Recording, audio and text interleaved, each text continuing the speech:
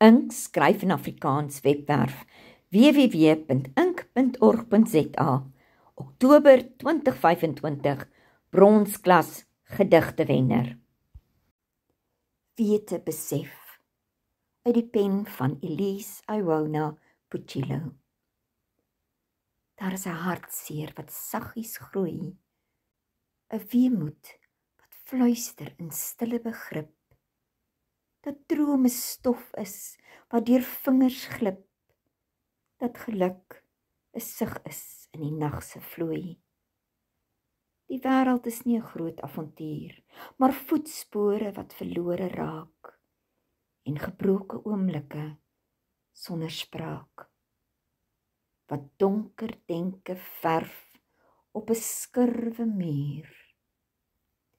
Liefde is nie 'n helder, rein sprokie, maar 'n vlam wat flikker in koue wind, 'n ster wat verskiet voor 'n wens kon maak.